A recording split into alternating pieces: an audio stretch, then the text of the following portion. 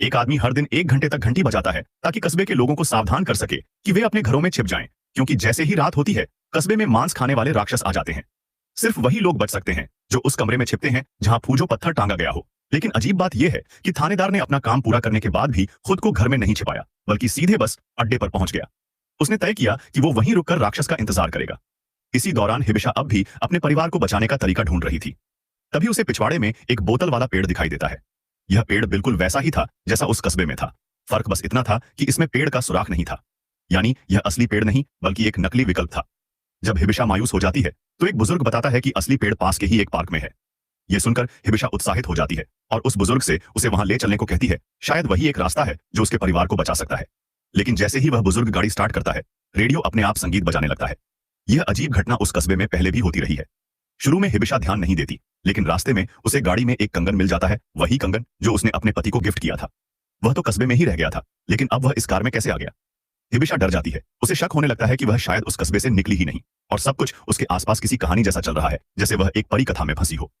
पहले वह पेड़ के सुराख से लाइट हाउस पहुंची, फिर होश में आई तो अस्पताल में थी और वहां उसे विक्टर के पिता से मुलाकात हुई।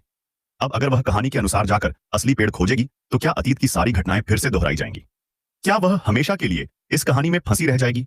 इस चक्र को तोड़ने के लिए हिबिशा बुजुर्ग से कहती है कि गाड़ी रोक दें। वह देखना चाहती है कि अगर वह इस कहानी का हिस्सा बनने से मना कर दे तो क्या होगा। लेकिन जैसे ही वह गाड़ी से उतरने वाली होती है, वह बुजुर्ग उसे रोक लेता है। अभी उसे अपने बेटे के जिंदा होने की खबर मिली है। वो नहीं चाहता कि हिबिशा फिर से गायब हो जाए। पर बहस के दौरान अचानक गाड़ी अपने आप चल पड़ती है। जब हिबिशा फिर से होश में आती है तो खुद को एम्बुलेंस में पाती है और उसके पास बैठा है एक पुलिस वाला। पता चलता है कि जब वह अस्पताल से भागी थी तब से ही पुलिस उसे ढूंढ रही थी। लेकिन जब वे अस्पताल की ओर जा रहे होते हैं, अचानक गाड़ी रुक जाती है। हिबिशा चौंक जाती है, क्योंकि यही दृश्य उसने पहले भी देखा था। रास्ते में एक बड़ा पेड़ रास्ता रोक रहा था। उसे एहसास होता है कि कुछ गड़बड़ है और वह तुरंत चेतावनी देती है कि रात होने वाली है और उन्हें तुरंत किसी घर में छिपना होगा, वरना कुछ भयानक हो सकता है। लेकिन पुलिस वाला उसे मानसिक रूप से अस्थिर समझता है और उसे कार में वापस बैठने को कहता है। फिर ड्राइवर को दूसरा रास्ता लेने को कहता है। रात गहराती जाती है, लेकिन वे अस्पताल नहीं पहुंच पाते। बार बार घूमने पर उन्हें समझ आता है कि कुछ तो गलत हो रहा है।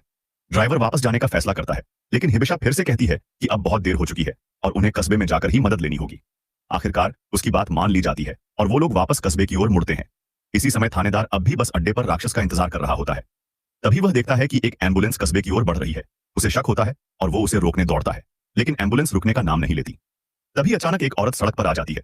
ड्राइवर सोचता है कि कोई घायल महिला है और नीचे उतरता है मदद के लिए, लेकिन जमीन पर जो पड़ा है वह इंसान नहीं बल्कि मांस खाने वाला एक भयानक राक्षस है। ऐसा लगता है कि लंबे समय से शांत पड़ा यह कस्बा अब फिर एक नई